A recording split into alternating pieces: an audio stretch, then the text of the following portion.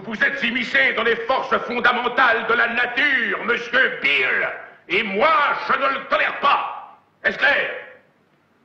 Vous croyez avoir fait capoter une opération financière? Il n'en est rien.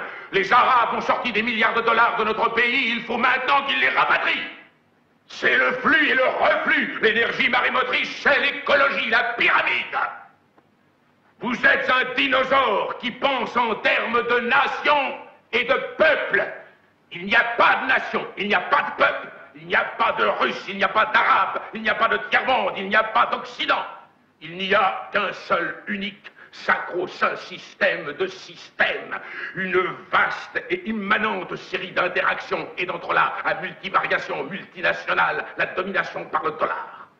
Pétrodollar, électrodollar, multidollar, Reichsmarks, Rands, rouble, franc, l'argent. À l'échelon international, c'est le système de la devise qui détermine et régit l'influx de vie sur cette planète. Voilà ce qu'est l'ordre des choses aujourd'hui. Et c'est ça, la structure atomique et subatomique, la constitution cosmique des forces d'aujourd'hui. Et vous avez modifié les forces fondamentales de la nature. Et vous allez expier. Me fais-je bien comprendre, monsieur Bill? Vous faites irruption dans la petite boîte, la lucarne. Vous hurlez et pleurez sur l'Amérique et la démocratie. Il n'y a pas d'Amérique. Il n'y a pas de démocratie.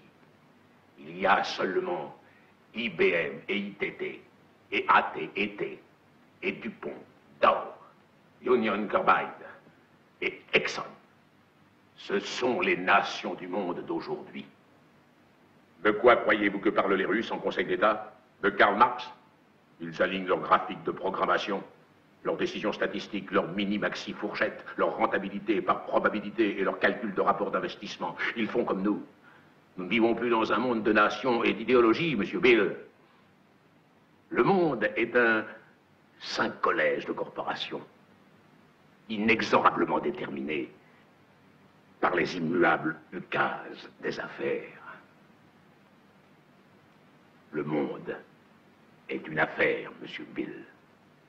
Il l'est depuis que l'homme a rampé hors du limon originel. Et nos petits-enfants vont vivre, monsieur Bill. Vivre et voir ce monde parfait où il n'y aura ni guerre, ni famine, oppression ou brutalité. Ce sera un vaste holding œcuménique où chaque homme travaillera au service du profit commun. Un monde nouveau où chacun détiendra sa part d'action.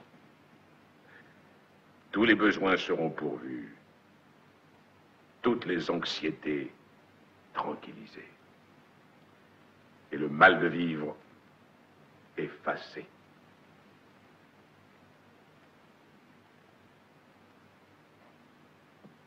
Et je vous choisis, vous, monsieur Bill, pour prêcher cet évangile.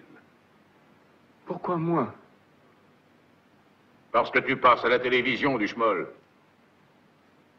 Un immense public de 60 millions de gens te regarde du lundi au vendredi. J'ai vu la face de Dieu. Il se peut que vous disiez vrai, monsieur Bill.